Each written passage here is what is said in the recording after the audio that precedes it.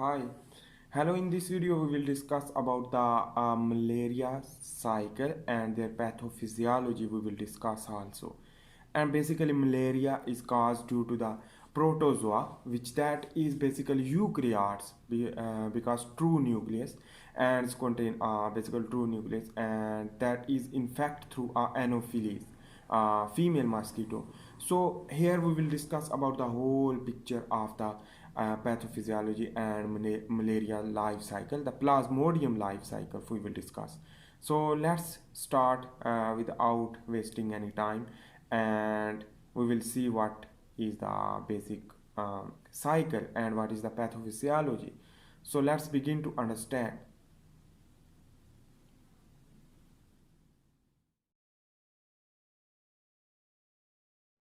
So here is we will discuss about the malaria. So plasmodium it is known as. It is also known as the protozoa because it is the eukaryotes and unicellular. So it is transmitted through a mosquito, female mosquito. So female mosquito is use the blood for nourishment of their young ones or their egg. So basically here is the nourishment of their egg. So that is why the mosquito will be bite the human, and mosquito inject sporozoid during a blood meal, and this sporozoid will be a cycle will begin the exoerythrocyte cycle and sporogonic cycle as well as the erythrocyte cycle we will discuss also in later in this video. So first of all I want to say that is the species, different species: Plasmodium falciparum, Plasmodium malaria, Plasmodium vivax, Plasmodium ovale, and Plasmodium novalis, which that cause the malaria in the human body for the Anopheles. Female mosquito. So the 229 million cases in 2019 will be sure, and the 228 million cases in 2018. So that is the basically data, statistical data. So the 4,09,000 die due to the due to this era, dead due to this era. So in this way, we can say that is a more lethal malaria. It is.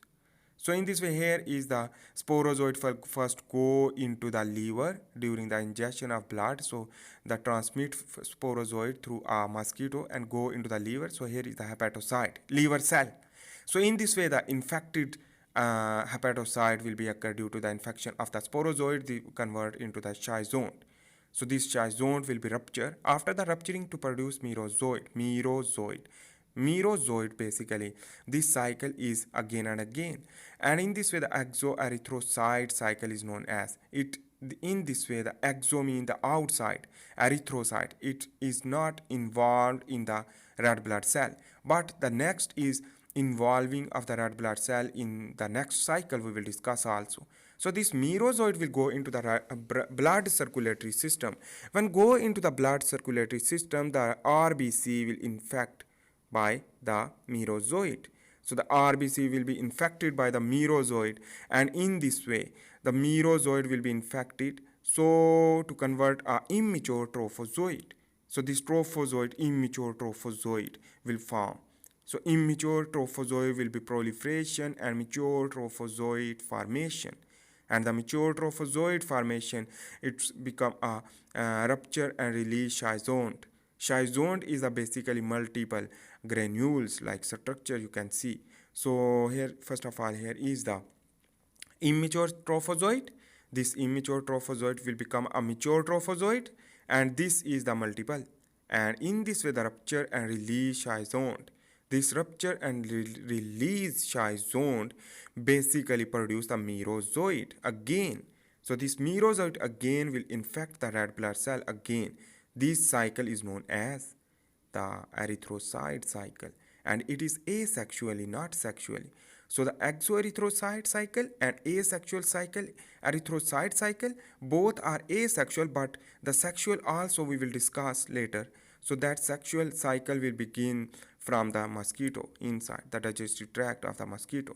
So here is you can see that is merozoid. This merozoid is infect to the red blood cell, and again the cycle is known as the erythrocyte cycle. So again, the RBC will convert into the mature trophozoite to convert rupture and release schizont. And release schizont, release the merozoite. Schizont release the merozoite. So important thing is that you should remember about that. So let's begin to understand the first again the ingestion of the ingestion of the gametocyte formation. So here is the mature trophozoite also convert into the immature trophozoite, and this immature trophozoite basically come from the immature trophozoite convert into the gametocyte. This gametocyte is haploid, and this haploid gametocyte will be formed, and this haploid gametocyte will be fertilized in the mosquito. So we will discuss. Here is the mosquito again inject and the sporozoite also, but ingest the red blood cell, that is the damaged red blood cell, contain a immature trophozoite and gametocyte. This gametocyte will move into the digestive tract of the mosquito. So I hope you are getting this concept. So let's begin to understand first of all the sign and symptom of the malaria during the rupture of the red blood cell. Cause fever, headache, nausea, vomiting, brain infection, lung infection, placental infection during the pregnancy of the lady, kidney, kidney problem, liver damage. So this all thing is due to the sign and symptom of the malaria, and cause the pyrogen formation and pyrogenesis to increase the heat. So the fever will be occur. So let's draw the cycle of the sporogonic cycle within the mosquito. We will discuss here is the digestive tract of the mosquito. I am drawing here. This cycle is known as the sexual cycle. The sexual cycle is begin from the gametocyte. So the gametocyte convert into the megagametocytes haploid and the microgametocyte haploid.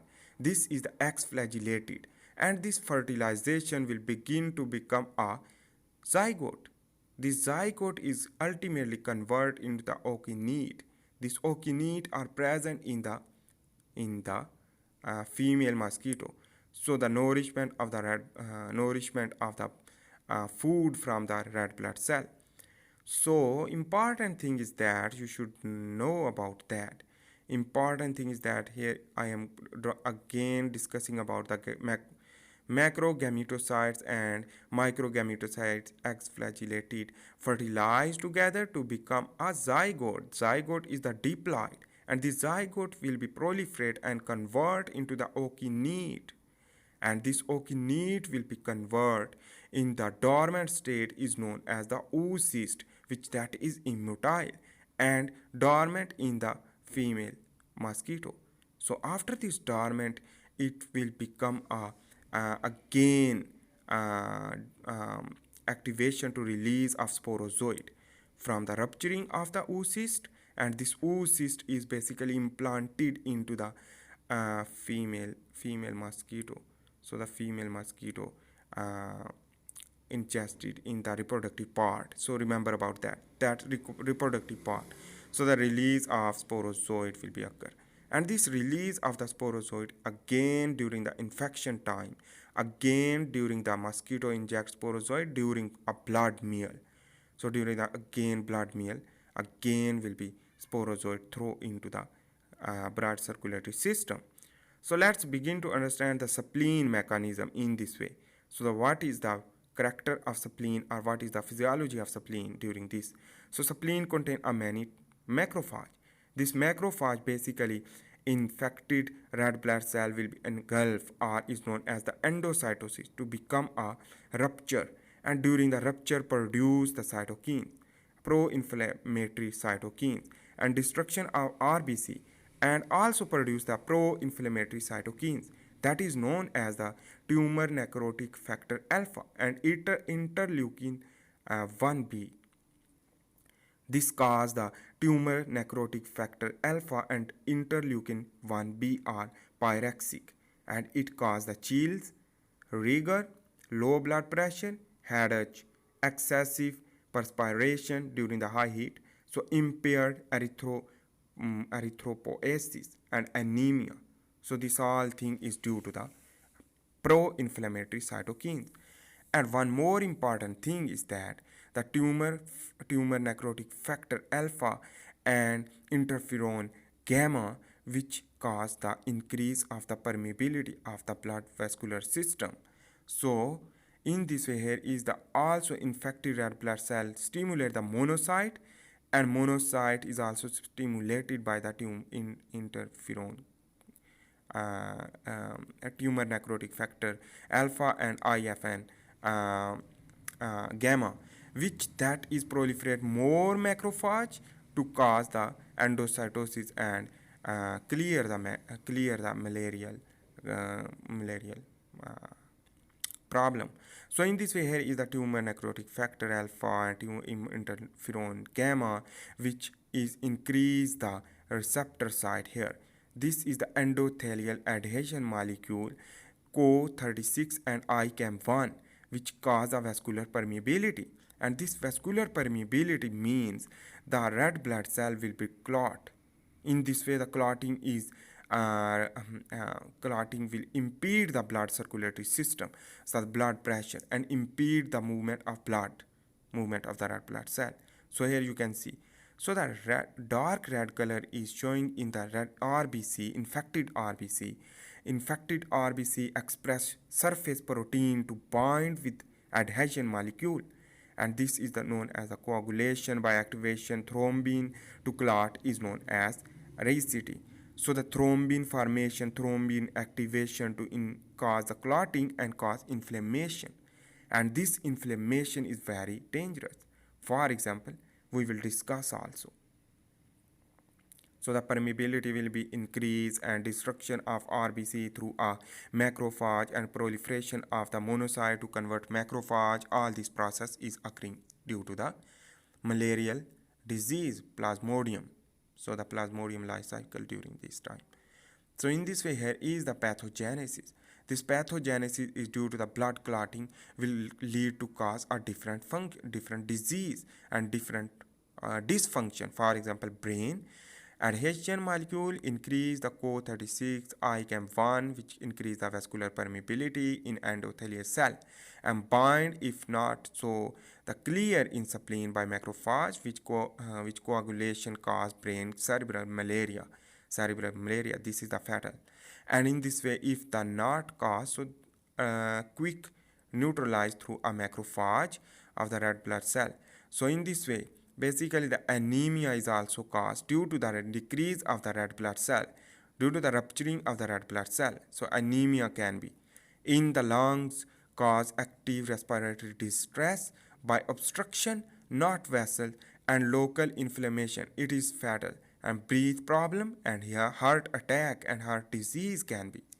And the kidney, we will discuss about the renal impairment, hypoxia, hyperventilation, and acidosis due to the increase of the acidity, due to the decrease of the pH, and acidity will be increased. Why? Because the acidity is decreased due to the rupturing of the RBC, and the oxygen will not move, and the carbon dioxide also not move too much. So the metabolic acidosis. So here let's draw a macrophage, and we will understand about the mechanism to produce interferon gamma and IFN alpha, gamma and interferon alpha. So this is how to produce, we will discuss.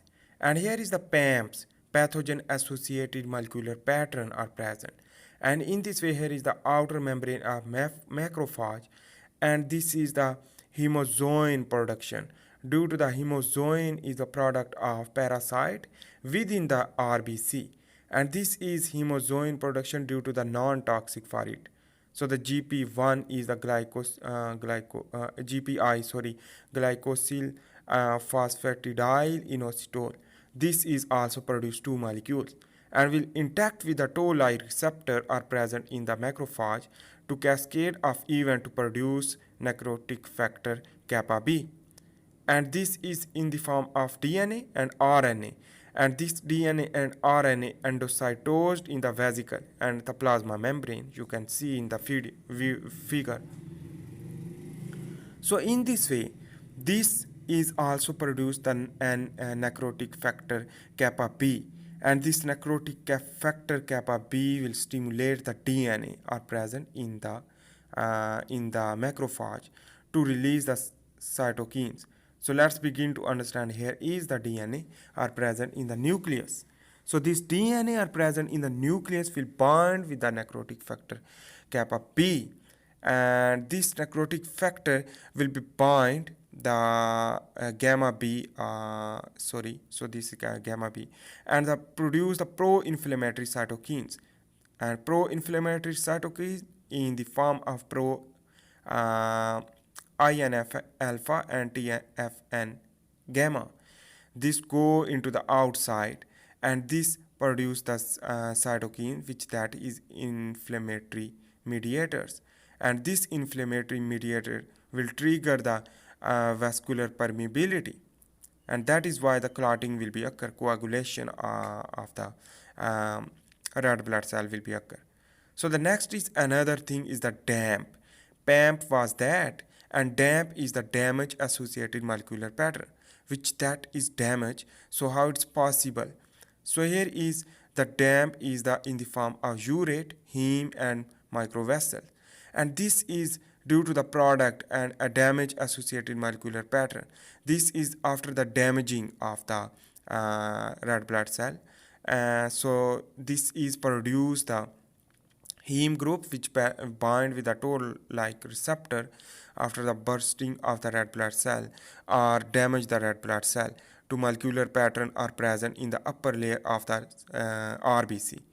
So in this will endocytosed and inflammatory cytokines produced, and caspase 1 activation. This caspase 1 activation to pro-inflammatory cytokine will trigger to inflammatory cytokines mature. So this is the toll-like receptor, which that is trigger this inflammatory response. And on the other hand, important things, the necrotic factor kappa B will be produced by the microvessels, which that is endocytosed and produce the both is the cascade of events which create the necrotic factor kappa B, and this will go into the nucleus with a bind with the DNA is the necrotic factor kappa B, and when bind to produce the pro-inflammatory cytokines, and this pro-inflammatory cytokines is converted into the inflammatory cytokines by the activity of the caspase 1 activation in this manner. So there are a lot of receptors. So MSC1 and MSC2 antigen representing cell, for example, are macrophage contain a in the form of dendritic cell or macrophage will when bind with a microvessel with the or heme group with the MSC class 1 and MSC class 2 molecule to trigger the coagulation by an interferon gamma production. So how this is possible here is the dendritic cell. For example, the MSC class 1 molecule will represent the antigen to the T cell, naive T cell, to activate and proliferation of naive T cell into the T cell, CD8 and CD4, cytotoxic T cell or helper T cell. So that cytotoxic T cell will kill the infected cell and kills, but the B cell is basically stimulated by the CD4 helper T cell, and this produce the B memory cell and plasma cell, which that is basically is associated with the antibodies production.